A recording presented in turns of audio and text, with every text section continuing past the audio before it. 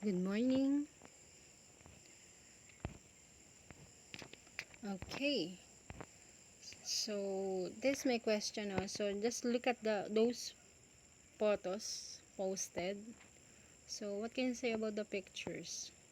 What do you think is the connection of the pictures in our discussion in our topic today? And also, what's our topic? Do you have any guess? Very good. So, it's animal assisted. This is about animal assisted therapy. So, animals have long been part of life for mankind. After all, we've been hunting them for food since the dawn of time. It wasn't until 10,000 years ago that we started to domesticate them for our own use. It was much later when we discovered that the animals are useful as a type of therapy too. Find out about the history of animal-assisted therapy and how we still use it today. The history of animal-assisted therapy began in Greece. In 600 BC, the Greeks were the first to notice that the presence of horses seemed to lift the spirit of seriously ill patients.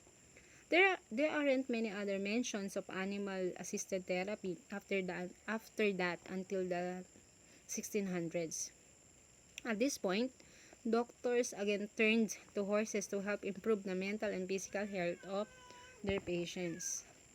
Florence Nightingale revisited the benefits of animal interaction for her patients in the 1800s. She observed that the small pets seemed to reduce anxiety in her psychiatric patients. Her notes sparkled a wave of interest in the use of animal as a healing force. So several noted physicians started informal experiments about how animals affect the human psyche. And also, in 1933, Sigmund Freud noted that having his chow present during therapy helped calm his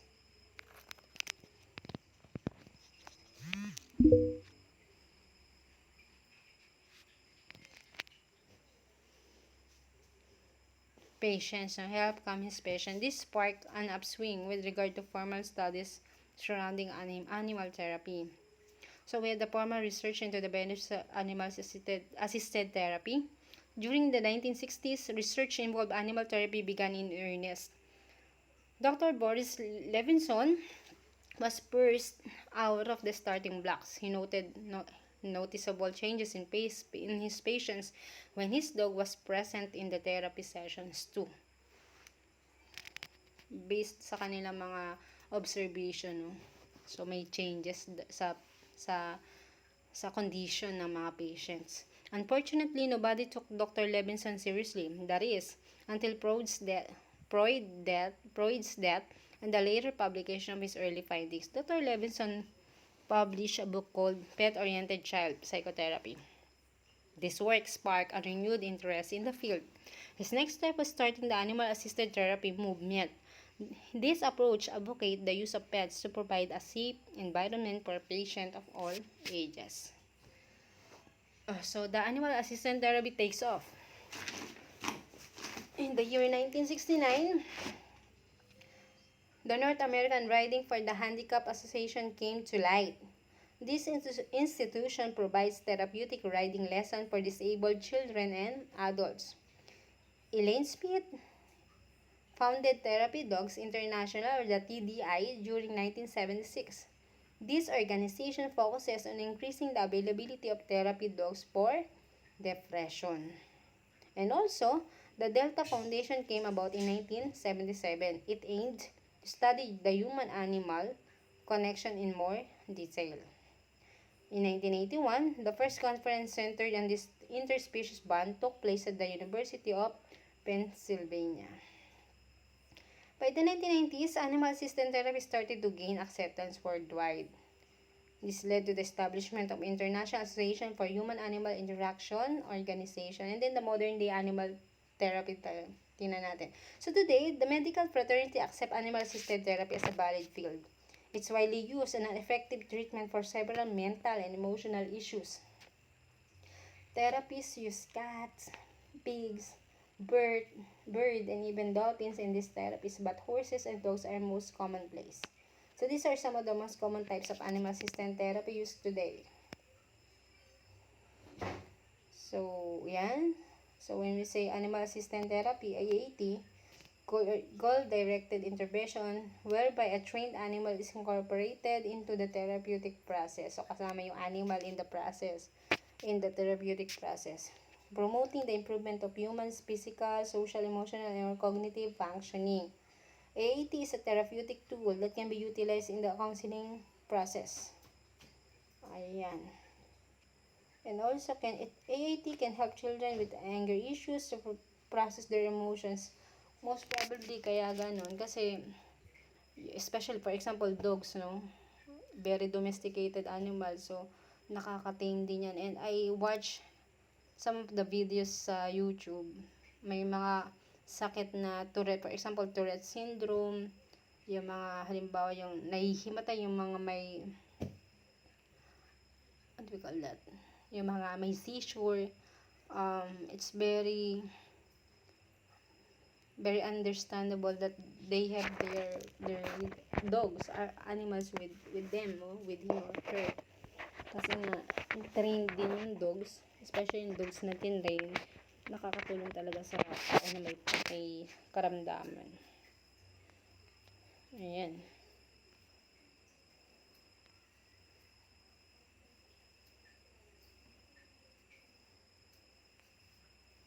Ayan, so tingnan natin. So, ayan, so tingnan natin, no?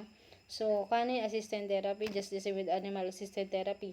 Ang mga tinitreat ng condition na yung may PTSD, autism, dementia, and ADHD.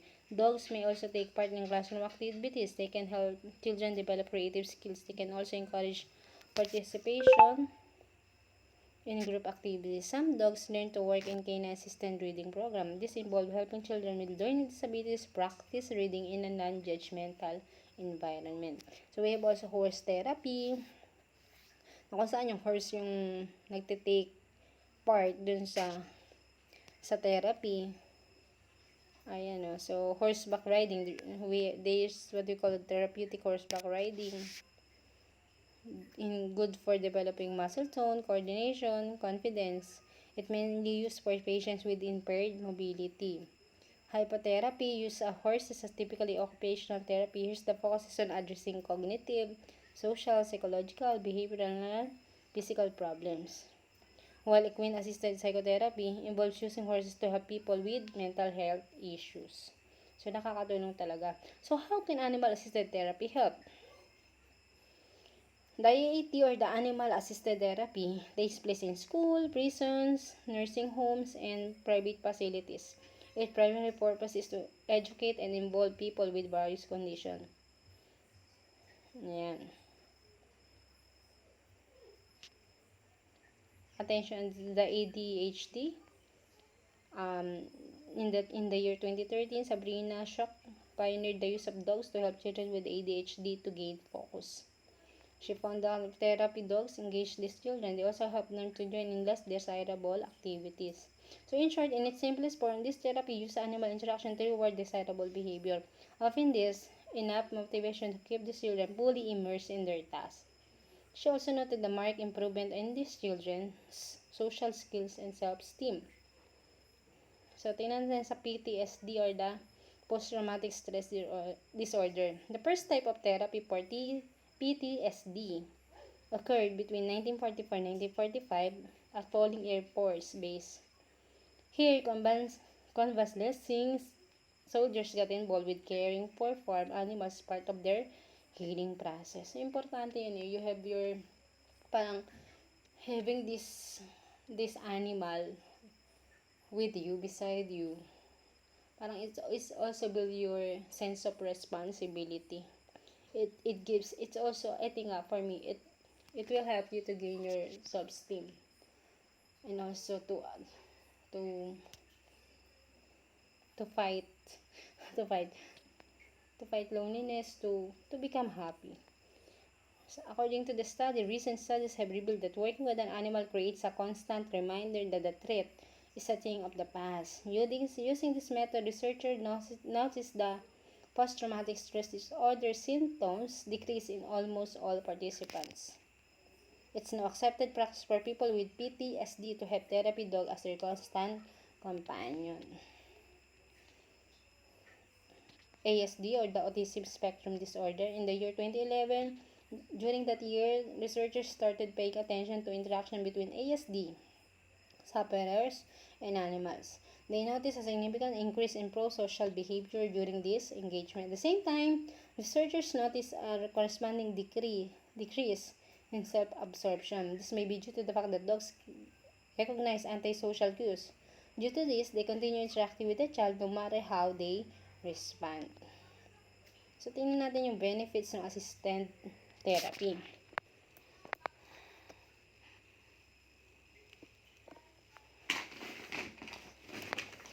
Okay, so one of the benefits is it really help the person,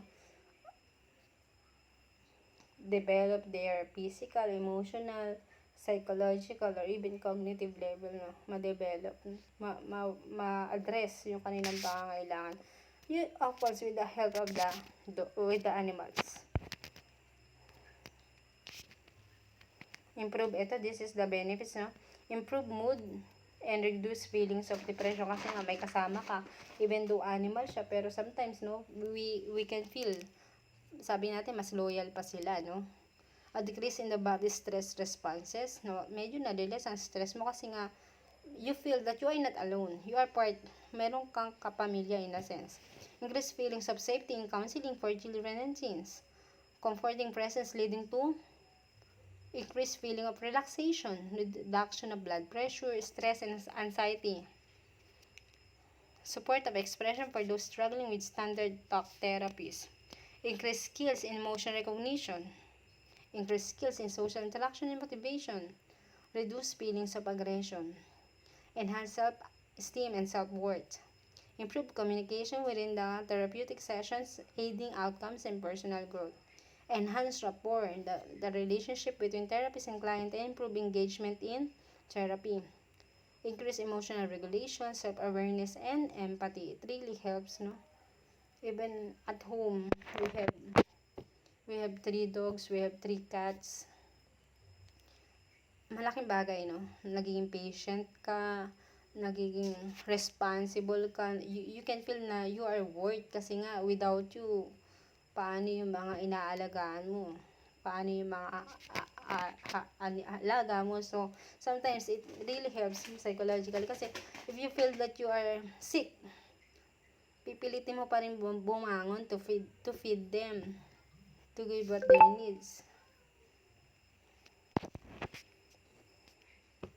It's so amazing that AAT, or the Animal Assisted Therapy, can work when conventional talk therapy fails. It's effective at holistic levels and can be applied at multiple treatment locations. However, AAT is not for all licensed clinicians, requires specific personality characteristic, is not the best choice for all clients, and requires appropriate animal client matches. This is a breakthrough in the field of psychology and guidance and counseling. Having pets in your home creates positive atmosphere. Those pets is not just a pet, it is your family. They help soothe our feelings and emotion. So thank you so much. These are the references. Thank you and God bless.